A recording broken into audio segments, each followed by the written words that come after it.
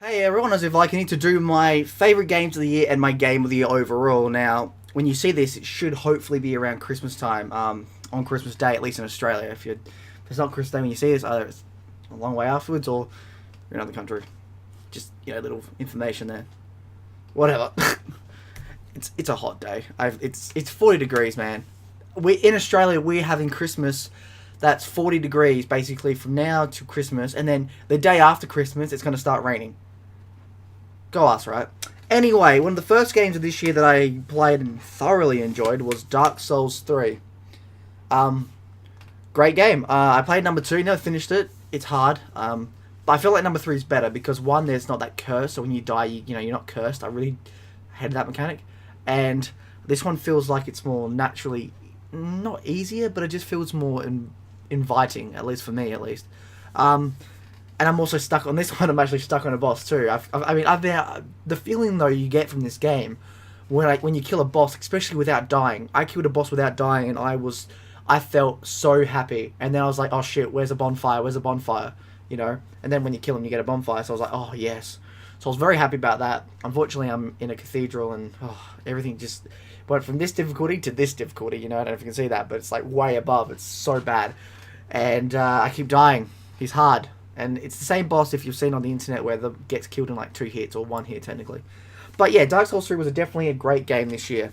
And a good RPG at that. Although, to be honest, I don't really know how it's an RPG. I don't know if you can change things. I know you can level up. But is that really the idea of an RPG? Well, yes and no. I mean, I like RPGs that give you choice. And it's like me changing the world around me sort of thing. But anyway, great game. Another one is, and I really do think this is a great game, Quantum Break. I thoroughly enjoyed this. I don't understand, especially after playing Uncharted 4, I don't understand how this one got shat upon and, got crazy praise. Now, okay, Uncharted 4 is a great game, don't get me wrong, but gameplay-wise, this beats it. This beats it in gameplay. Story-wise, they're both great. This is a great, emotional, character-driven time travel story that actually comes together very well. The only downside is there isn't much room where you fight. I really needed a few more levels where you were just killing everything, because the gunplay is so fun in this game. It's so good. I actually loved it. But to be honest, as a full package, this is a full complete game. If you want a sequel, it does build up to say, hey, there could be a sequel, but if there isn't, it's not bad that there isn't. Great game though. Another good one this year was Gears of War 4. Thoroughly enjoyed Gears of War 4. Also, awesome artwork. At first, I was a bit like, okay, so they're gonna do the whole new people. Okay, interesting. And then they're gonna what happens is everyone's old, and then everything's changed. You've got new enemies coming in. Okay, cool. Playing it though was great. There were more set pieces which were really amazing. The characters were great. There was some real emotion. There is emotion, more emotion now. Gears of War 2 and 3 had emotion, but this one I think beats it. There is some good emotion here. And you get to learn the characters. Not saying you didn't learn the characters in the old games, but in one game, they sort of beat most of the character development in the other games. I mean, number 1 was iffy on character development. Number 2 had it. Number 3 was the character development, I think, got better. But this one has character development really well done. The new enemies, sort of new, are very well done too. They are very old school though, so when you're fighting, you feel like you're fighting locusts, which isn't necessarily bad, but isn't necessarily good either, because although they do have new enemy types which are that different, they make you go, oh shit. So, actually no, it's not too bad either way. And yeah, overall Gears of War 4 was great. The only downside I had with it was there wasn't much new. The gameplay was very same-ish. It was exactly the same, really. I really hope, they did play it safe. They even said they played it safe, and I really hope within the next game they change it up a bit to add more mechanics, like Halo 5 did. You had Halo 4, great story, great characters, but very similar. And then you had Halo 5, which is very different with how they had level designs and how they had gameplay. I hope this follows suit, but has a full story. Another one which only came out I think a month ago. No, not even a month ago. Is Dead Rising 4. This is actually a great game, I gotta say. I never played number 3. I did play number 1. I played number 2. Played all the DLC for number 2. Even the one we actually play as Frank here. And I gotta say, I think Dead Rising 4 is the best. Now, a lot of people say it's not because there's no co-op in the game, like in the campaign, which I never really cared for, so I didn't really care. Or the fact that there's no crazies. There are crazies, the maniacs, but they're not called maniacs. They just called crazed survivors or something, which is fine. I mean, there still was crazy. I mean, there's one that was dressed up as Santa Claus that you had to kill, and he had like elves coming to kill you. I was fine with that. And I'm really enjoying it. It's when you finish the game too, it's great because you can go back and look for things you've unlocked. You can pick the chapters you're in. So you basically pick chapter 6. The chapters basically before you get to the part of the game where it's like you can't continue. These last story missions are it. And then you just wander around because everything's open then, and it's good. It's really fun, especially when you get like the mech suits. They're so good, and the theme of being Christmas is really well done. Downside I had with it though is yes, the ending. The ending being DLC. Now I did actually buy the season pass. It was like $25. It's not too bad. It's pretty cheap actually. But it's like I really hate that how it's like, guess what? Ending is DLC. Now I'm gonna be okay with this if they go, okay, here. We're going to give you the next DLC, which is going to be mini golf. That's going to be 10 hours of gameplay, and then the last one's going to be 20 hours. If they did something like that, I would be totally fine with the ending being like that. But it has, if it's got to have more substance. If those DLCs add a lot more substance to this game, I'm not going to feel that pissed off. I'm still pissed off that they should have had the ending, the true ending, but if they make it worth the while for the audience, then it's it softens it. Still a shit move, and fuck you, Capcom, for doing it. Fuck any company that does that. But yeah, because remember, it's not always the developer's fault. It's the company that goes, we want this cut out. Listen to us, or we cancel the funding for the game, sort of thing, or something like that. The next one is Dishonored II. Great game. You get the first one, so I played for the first one. Second one was great. Nothing really much to say. The story was good so far. I haven't actually fully finished it because there was some problems on consoles. It was really badly optimized, especially on Xbox and PC too, from what I've heard. It's gotten a bit better, but I'm still waiting a bit. But now they got New Game Plus, so I might actually go back and finish it off. But from what I played, the stealth were great, the character interactions were great. Being able to choose the Emily and Corvo was great.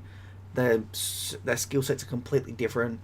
It's a well-made game, and other than some technical hitches, it's worth your time and money. And by the time you buy it, especially if you haven't bought it yet, by next year or something, most of those should be ironed out in a patch, which I know. Why doesn't it be ironed out in a patch? Well, again, today's games, they have the patch thing going, so yeah.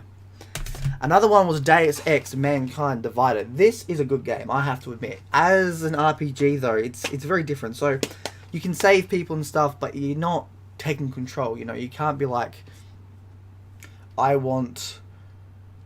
Like, say, there was these two interesting characters, both female, and I was like, oh man, these guys are really interesting. Can we, like, flirt with them or something? And you can't do that. He's very much like, you can't... He's got, like, the set life, he's got a set life. You can't exactly change his life, at least from what I've understood. But you can change people around you, so you can save the life and stuff of someone. And the level design, amazing. The ways that your augmentations, the way you can do things, amazing. The amount of ways you can go through missions, amazing. It's well done. It's different every time you play. Also, the fact that the talking, I really like that when you have to talk to them, when you get into a really good moment, you have to really think who they are, how they act, what information you've come across so far, and place that into what you talked about to them to win them over in a good way. And if it backfires, then it backfires. I really love that about that series. That, and it's really cool. So, say in a normal RPG, you talk to someone and be like, alright, I'm going to kill you, I'm not going to kill you. In this game, during gameplay, you can choose to kill them or just knock them out.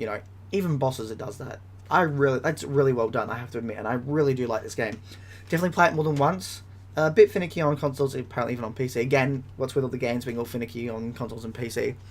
But it's a great game. Definitely better than Human Revolution, though Human Revolution was damn good too. Better than Deus Ex number 1. Well, I haven't fully finished the game either, so I can't tell you. Now, Infinite Warfare is the next one. I have to say, I actually finished this today, and I have to say, I loved it. I think this is the best Call of Duty, if we're talking about the next gen ones, not counting Ghost, because these guys made Ghost before this one, but that was very much that was very much the same. That was just Call of Duty with slightly better graphics, basically. Nothing particularly new. This one, however, I think is the best. It's space. But then again, I love space. I love sci-fi. This very military sci-fi, and this is what this gives me. Great military sci-fi.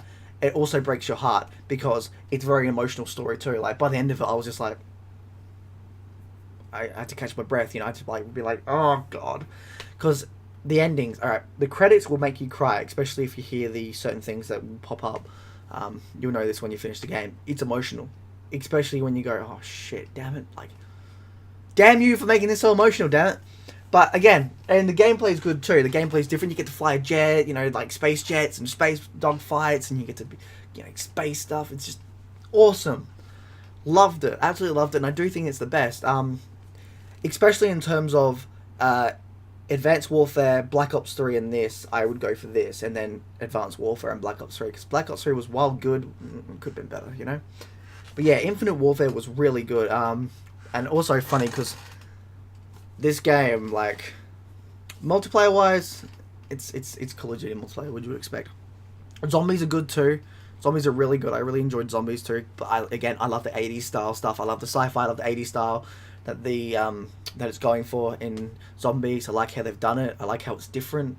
The dark themes of the Black Ops Zombies were kind of getting boring to me, and there's a good coat of paint for it. The next game is Titanfall 2, another great sci-fi shooter made by the people that made Infinite Warfare, Call of Duty. Not Infinite Warfare, Call of Duty. A great game. Okay, so this is funny. Which one's better? I know they're going to be like, okay, which one's better? That's hard. I love them both. Okay, first of all, these both give you great characters in terms of robots. In both these games, they give you very heartfelt, emotionally fueled robots that make you just fall in love with them. Okay, this one is just main psychic, and technically this one is main psychic as well. They're great. They love them. They're great. Gameplay wise, this is definitely different, and this is definitely more fast paced. But they're very fast paced in themselves, and they're both very fun. Down in the end, it depends. What do you want? This is set on multiple planets. You know, flying your own ships and such. And this one's where you got your own mech on one planet, very alien planet.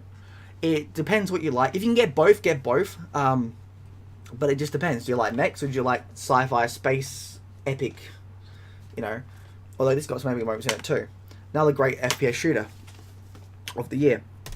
And another one. Now these next ones are my top 3 of the year, and then like top 2, and then like the last one's the game of the year. First up, Mafia 3. I absolutely love this game. I do. First of all, 60s, love it. The story was amazing, absolutely amazing. It was so well acted. I really wish that the guy that did Lincoln Clay, won the award for best voice actor of the VGAs because he was so on point. It's a good game. Okay, now a lot of people are like, oh, but it's very bare bones. Well, for one, they've given you updates. They've added costumes. They've added the ability to do car racing, but also they've added in the car racing the ability to win a car while you car race, and plus the customization to the car. So it's like, I don't understand. Now the game is definitely better. Now everyone's like, oh, it should have been the game when it first came out. I can agree to that. I can definitely agree. It should have been the game when it first came out, but you've got no real reason to complain because it's free. If they did a thing like Star Wars Battlefront did, where they added space fights and dog fights and stuff via the Season Pass DLC, then I'd be like, no, fuck this game. But they don't. They're giving you a lot of good content for free. Yes, they got the Season Pass, which is paid for, but they're still going to give you free stuff, free weapons, free costumes, and customization, you know? So I don't really understand the whole, oh, it should have been in the game. Yes, it does, and I mean, I do understand that it should be in the game, but it's free. Why are we complaining about something that's coming out for free? You know? When it comes to paid DLC, that's when you got to be like, okay, so how much content do they give us? What are they doing, you know? I do think that the last DLC, which apparently is set in Vietnam, or something to do with Vietnam, that will be the big one, you know? And I still stand by what I said when I first made a video on this, is within a year's time, from October to when all the DLC is out, this game will be 100% worth it. You'll still have problems, sure, but a lot of the problems will be ironed out and basically, you know, vanished away. Not fully, but that you won't care most of the time, because you'll be like, oh, well, I can do this, I can do that, I can do, you know, everything. So yeah, but this is one of my top 3 games of the year. I loved it. Yeah. My second one, and almost won my game of the year, was a Doom. This game was so good I bought it twice, on PC because I got a better PC, and Xbox One. Absolutely loved this game. Absolutely loved it. It brought the soul of old school. It wasn't fully old school, but it brought the soul back of old school, mixed with new new era from today's era of gaming. It gave us all that back in fast, gory fun that just makes your head just explode. Just so good. By far one of my favorite games this year, and I want a sequel already. As soon as I finished it, I was like, I want a sequel. And when they had a season pass, I was like, please be DLC for campaign, DLC for campaign. It's multiplayer. Wow. But multiplayer is good because if you don't want to play online, bots. They've added bots to it. You can play bots now. It's for free. And Snap Map, you can make multiplayer maps. You can make campaign maps. You can do anything now. And Snap Map, and again, like when this first came out, this was quite bad multiplayer wise and Snap Map wise. It was there, but it wasn't the best it could have been. Now it's a very big package worth having. An absolutely amazing game. I just want a sequel, honestly.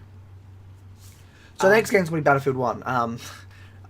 This Battlefield 1 is before Mafia 3 though. Okay, that was another great game. And what can I say? It's good. It's Battlefield 1. So it's in World War 1. That's a great new era that we haven't really been in, especially in good games. It's not World War 2. It's not oversaturated with other games. It's good.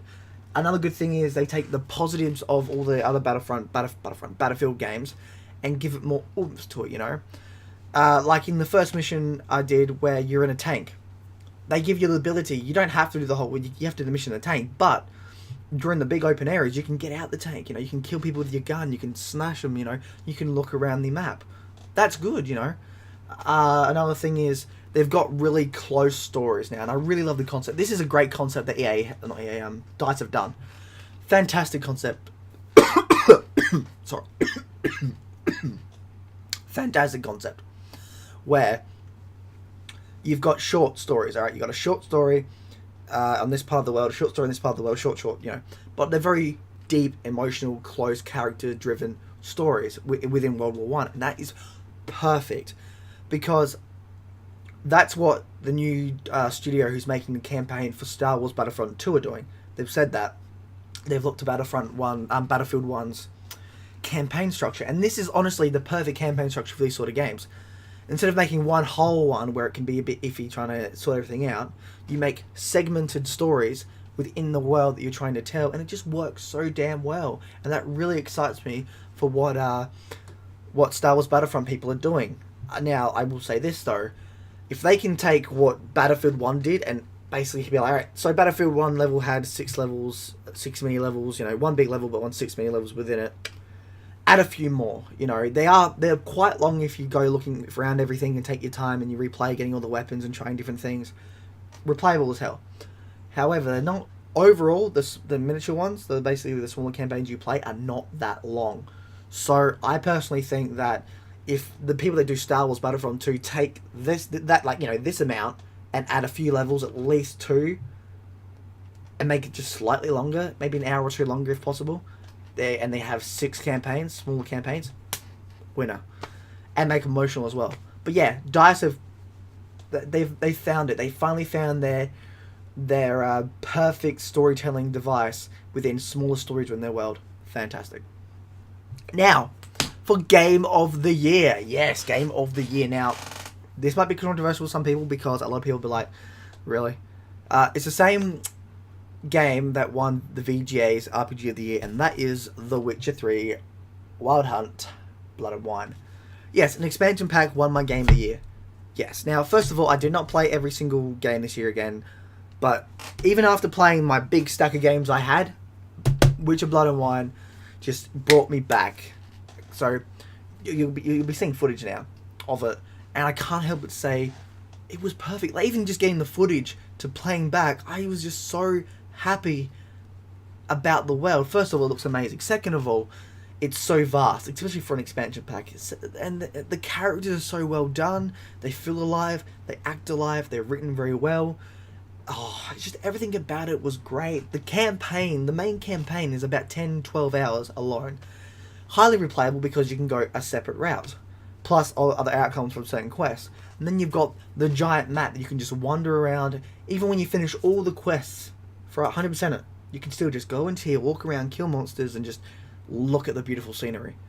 But even the side quests are good, There's a side quest where you got to get your painting done. It's like, okay, it's interesting. Oh, you got to find the paint, and next thing you know, this thing comes in, and it's so well done. It's a nice blend of comedy, emotionally story driven characters and worlds, and it's so good. Especially if you're a book reader. Again, if you're a book reader, fantastic, you'll love it. Even if you're not, what you get for, I paid $35 for the season pass. So for $35, I got Hearts of Stone, another great expansion pack, in Blood and Wine. Blood and Wine alone, I've spent 50 plus hours in. You know, I mean, hell, I'd probably spend 30 plus hours in Hearts of Stone, replaying it multiple times, doing different outcomes and stuff. Blood and Wine literally just makes me go, this is what gaming should be in both Witcher 3 for main campaigns, main games, and Blood and Wine for expansion packs, okay? That's what it should be. You don't feel ripped off, you get a great amount of content for what you pay for, and it makes you want to stay in that world. What's not to hate? What's not to hate? What's not to love? It's beautiful, it's great. Why can't more game developers do that? And I feel like they will now. Witcher 3 won the most Game of the Year awards ever last year. Witcher 3 Blood and Wine won against RPG of the Year, like VGAs, and even won a lot of expansion pack Game of the Years as well. So look at the VGAs, okay? Dark Souls, I think Final Fantasy, and Deus Ex and a few other ones were nominated for RPG of the Year. They lost out to an expansion pack. That's good. Now a lot of people are like, oh, that's terrible, you know, these guys worked hard. So did CD Projekt Red. But also, because look at the developer, they're going to look back and go, okay, we got defeated by an expansion pack. We need to look at the expansion pack and take what works and put it into our next game. We can't fuck around our audience. We have to take our game, make it good. Give great decisions, great characters, great world, great gameplay, because it does have great gameplay. Great exploration if we add exploration, and great consequences to our actions. We need to add that to our game. And I really feel like RPG developers now will be like, okay, we're making an RPG. What do? We look at The Witcher 3 and the expansion packs. Because The Witcher 3, for me, is one of the greatest games. Top 2 greatest games ever made. Okay? It's up there. It's a masterpiece. Especially if you have the full Game of the Year package with the 16 free DLCs and the 2 expansion packs. And to me, that is why this beautifully crafted game is my Game of the Year. It's everything I could hope for. The only things I would hate about it is the nitpicking. You know, there's a few nitpicks that I have, but they're just so minusculely idiotic that I don't even want to say them because they do sound really idiotic. But all I can say is just so well done. It literally is. Like when you're playing an expansion pack that makes you that hours run by and you're still having fun and you don't even notice it on your third playthrough of the expansion pack, you're doing good. Okay, you're doing amazing because again, fantastic. So if you haven't picked it up, pick up The Witcher 3. If you haven't picked up The Witcher 3, pick it up, Game of the Year, and play through the whole game.